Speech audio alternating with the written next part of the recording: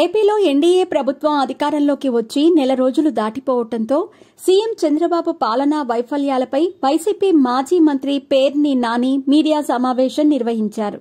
కూటమి పాలన 30 రోజులు పూర్తయిందని, తనంత అనుభవజ్ఞుడు లేడని సీఎం చంద్రబాబు గొప్పలు చెప్పుకుంటున్నారని మాజీ మంత్రి పేర్ని నాని ఎద్దేవా చేశారు. ఈ 35 రోజుల్లో పెన్షన్ డబ్బులు ఇవ్వటం తప్ప మరో పని చేయలేదు.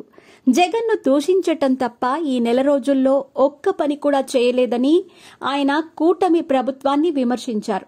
ఇసుక ఉచితం అన్నారు. అది ఎంతవరకు అయ్యిందో రాష్ట్ర ప్రజలంతా చూశారని ప్రభుత్వాన్ని పేర్ని నాని ఎద్దేవా చేశారు. కాలక్షేపం కోసం శ్వేతపత్రాలు విడుదల చేస్తున్నారు. శ్వేతపత్రం విడుదల చేయటం తప్ప ఒక్కటైనా నిరూపించారా? ఎన్నికల్లో చంద్రబాబు మాటలు కోటలు దాటాయి. ప్రజల కోసం చంద్రబాబు చేసిందేమీ లేదని పేర్ని నాని ఆగ్రహం వ్యక్తం చేశారు. విద్యుత్ ఛార్జీలు తగ్గిద్దామని పవన్ కళ్యాణ్ కూడా చెప్పారు. కరెంట్ ఛార్జీలు పెంచబోమని ఎన్నికల ముందు చెప్పారు. మళ్లీ విద్యుత్ ఛార్జీలపై చంద్రబాబు మాట మార్చేశారని ఆయన కొత్త ప్రభుత్వాన్ని దుయ్యబట్టారు.